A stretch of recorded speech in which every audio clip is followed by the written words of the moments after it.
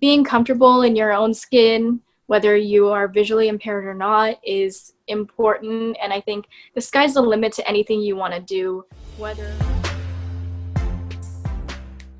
Hi everyone, it's Carrie from Live Accessible, and today I have Jeshua and Madison from the channel Jesh and Mads, which is really exciting. So welcome Jeshua and welcome Madison. How are you guys both doing today? Doing good. Hey Carrie, thanks for having us.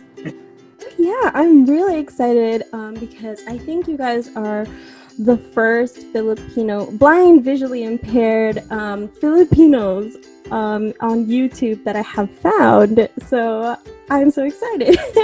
Yes!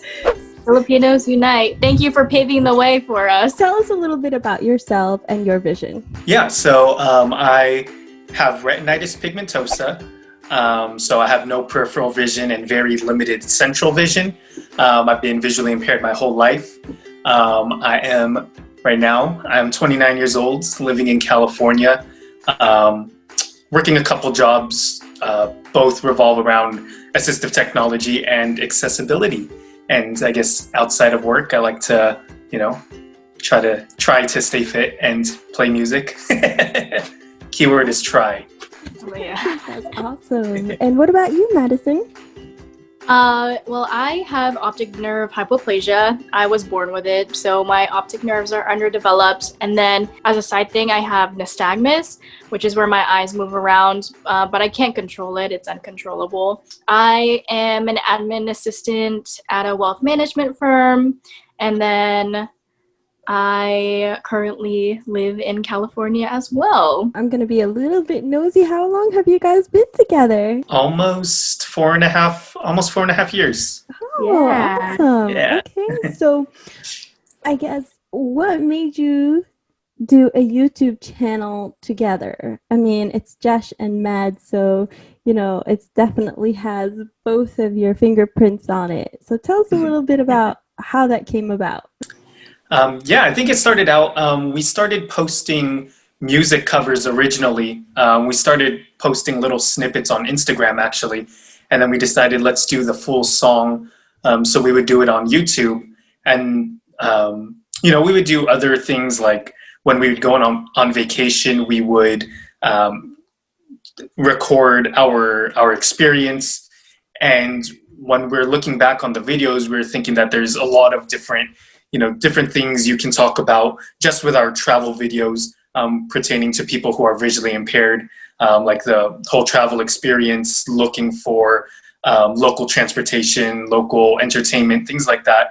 So that's when we kind of started talking about different topics and coming up with different challenges as they pertain to people who are blind or visually impaired. Yeah, and it's always or at least disability awareness is always well, not all the time, but most of the time it's a very serious subject.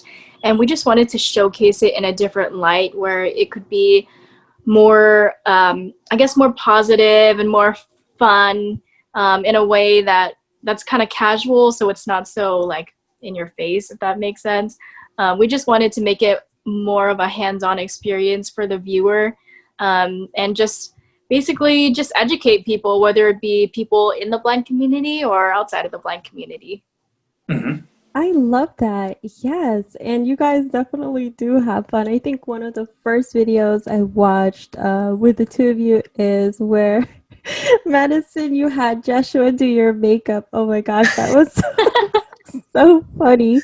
I'm going to link that video right up here for you guys to watch. You should definitely watch that because it is really funny. And I don't think I'm allowed to do it ever again. Ever again. I think that might be a good idea, Madison. Don't let him do that again. Yeah, I'm glad we're all on the same page. Tell us a little bit about, where do you see Jesh and Mads going in the future? What do you hope will happen? What's your goal with it?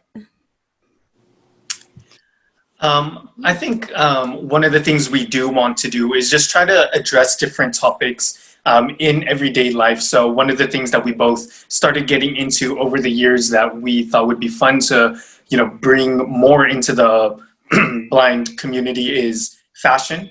So that's something that we really enjoy. We like dressing for different occasions, for different seasons, and just trying to find ways to make fashion less of a visual thing. Of course, it's a big component, but just an expression of who the person is and how to make just the fashion experience more accessible. And of course, touching on a lot of different topics, a lot of covering different resources that are out there. I'm really excited about talking more on the personal side of things. We want to start maybe a series or something down the road where we cover either misconceptions about blindness through different activities that we do, or especially like how other people have been influenced by us and the way we interact with everyone, as in like what the experience is like for the sibling of someone who is blind or visually impaired, or what the experience is like for a friend, just seeing it from another outside perspective, because I don't think that's talked about enough. And that is definitely something that at least I'm looking forward to doing in the future. Mm-hmm. I love that. Yes, we definitely need more of that. So why did you guys pick YouTube? YouTube is just a very accessible platform where we can, talk about different things. Something we've done on some of our videos is added audio description to some of the more, I guess, non-verbal videos that we have. It really expands, at least in my opinion, I think it really expands from what you're able to do on Facebook, what you're able to do on Instagram, and just kind of gets, viewers engaged in a different way, I guess, more a real life perspective.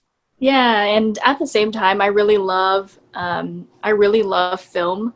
And I don't know, I think it's just really fascinating for me as someone who's blind. I'm not photogenic at all. And like, I can't capture all the aesthetically pleasing angles and stuff.